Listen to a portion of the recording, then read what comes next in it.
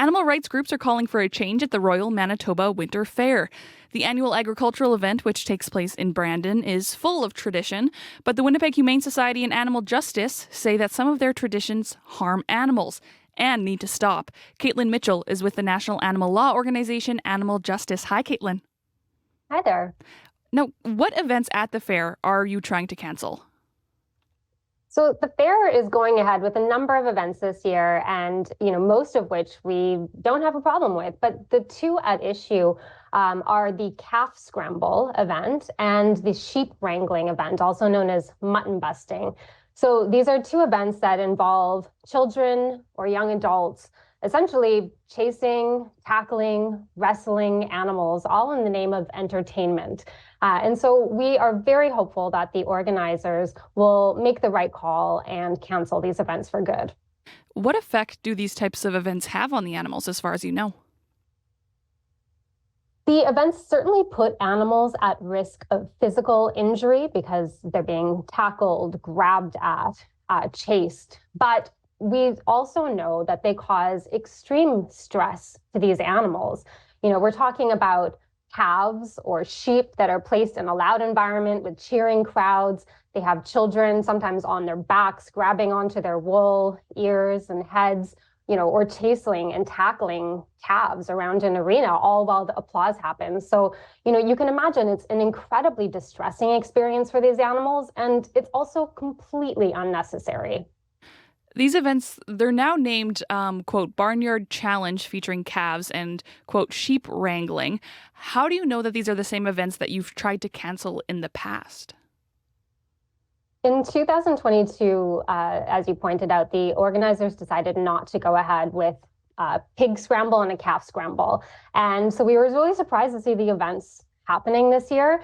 We have been able to confirm by email that the Barnyard Challenge involving calves is nothing more than a calf scramble, and that the sheep wrangling event is also called mutton busting. So the organizers themselves have confirmed that. And the interesting thing is that the calf scramble webpage, they didn't actually change the URL, so it still says calf scramble there as well. So, putting a new name on these outdated events really does nothing to protect the animals. Oh, do you have any idea why they might have been renamed, these events? Well, I could speculate that they may have been renamed in a way to make them sound different than the events that have caused such uproar in past years and that have been canceled because of concerns about potential legal violations. I'm not an organizer, so I don't know for sure. But we were surprised to see those events on the webpage, and we thought perhaps they were different. But we're really, really disappointed to find out that it's really just a new name put on the same old events that are really, really completely outdated and unnecessary, and were canceled in 2022. Kaitlyn, do we see these events, these type of events, held anywhere else in Canada? Is this common?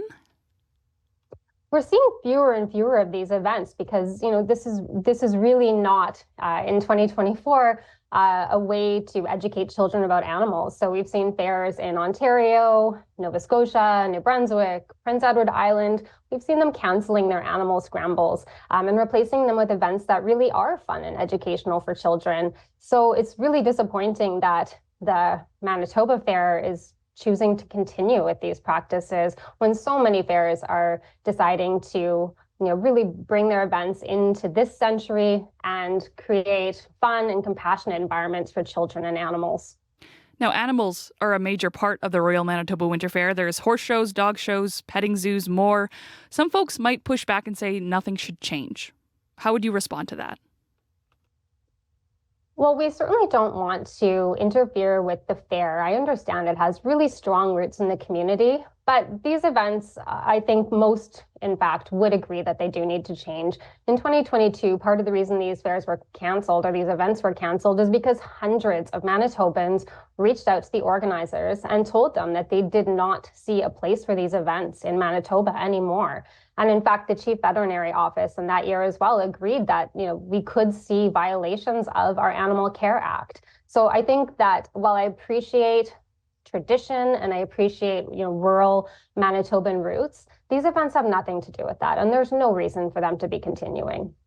Now, the fair begins in exactly a week, I believe. What action are you taking as an organization?